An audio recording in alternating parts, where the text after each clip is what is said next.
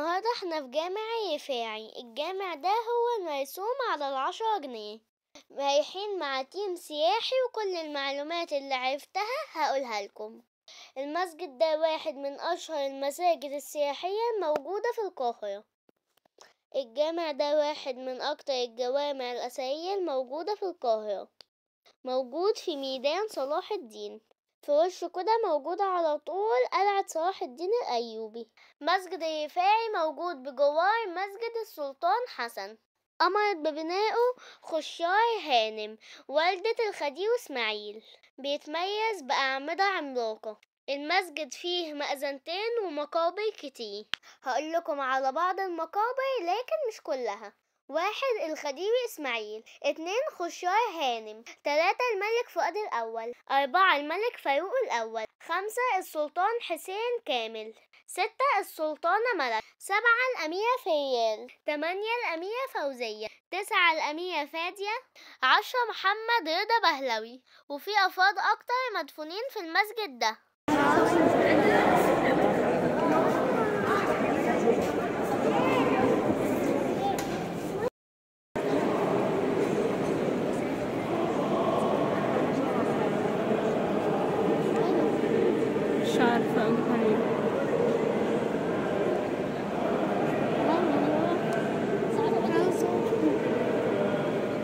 احنا هندخل الاوض دي كلها.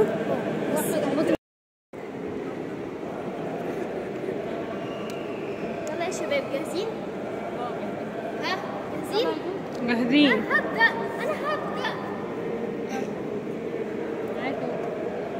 ليه بقى اسمه مسجد الرفاعي؟ اتسمى مسجد الرفاعي نسبة للشيخ أحمد الرفاعي اللي كان شيخ صوفي، ومع ذلك مش مدفون في مسجد الرفاعي اللي هو اتسمى باسمه أصلا. هو موجود في العراق، وده مدفن حضرة صاحب الجلالة الملك فاروق الأول، ملك مصر والسودان وبلاد النوبة وكردفان ودارفور. فضل هو حاكم مصر لحد ما قامت عليه ثورة بقيادة جمال عبد الناصر. احنا هنا موجودين قدام مدفن الملك فاروق، ملك مصر والسودان وبلاد النوبة وكردفان ودارفور. تمام؟ يعني ايه مثلا فكرتكم عن المدفن؟ مدفن آخر ملك في مصر. تمام؟ الملك فاروق هو ملك مصر لحد ما قامت عليه الثورة اللي هي بتاعت 52 بقيادة مين؟ بقيادة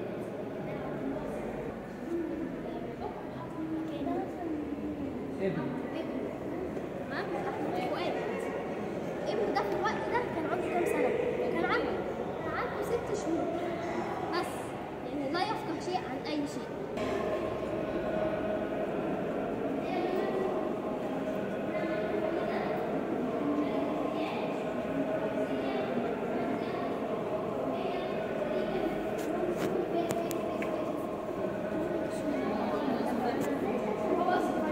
في واحدة بتجيلي تقول له حرف الف ده حاجة كويسة ليك.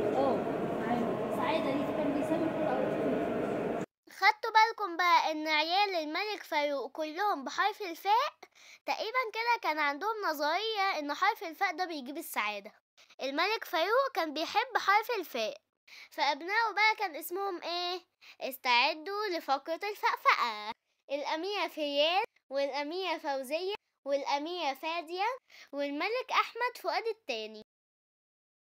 الجامع فيه عدة قباب مش قبة واحدة.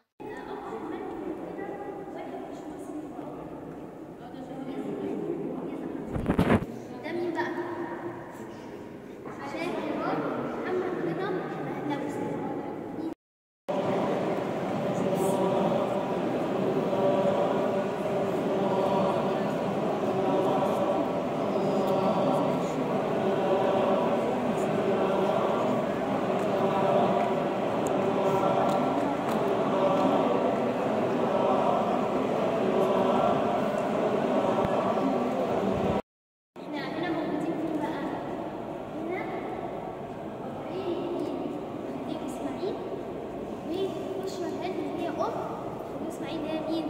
بنت المسجد.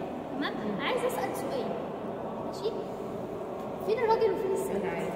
ماشي، خلينا نسيب دي دلوقتي ونيجي عند دي شهرة هاني، شهرة فزع، تمام؟ انت الاسامي الغريبه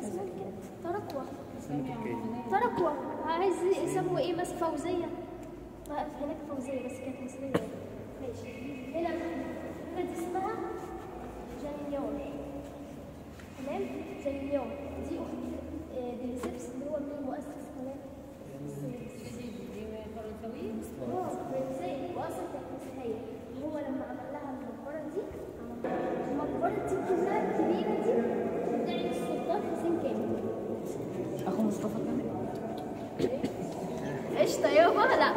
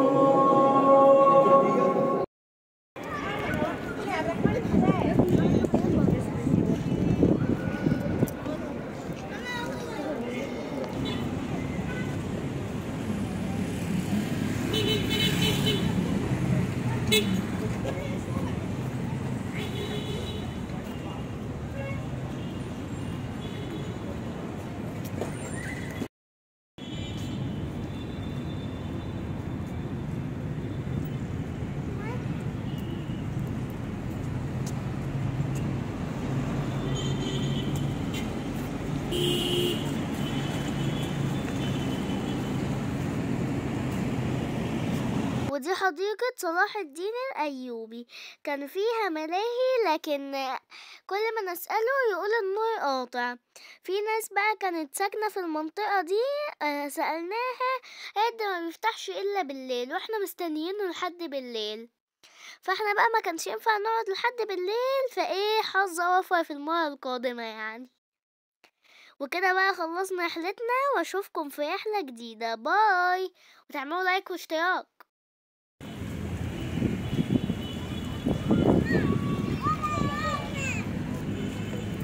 يلا يا ماي، مش كله ماشي. بتاع امبارح احلى حرية ولا الحديقة صلاح الدين؟ عشان الملاهي صلاح الدين بس صح. وده بتروح وده ولا هو ده ايه؟ ده كأنه مكان تصوير بس مش كافي. طب بس يلا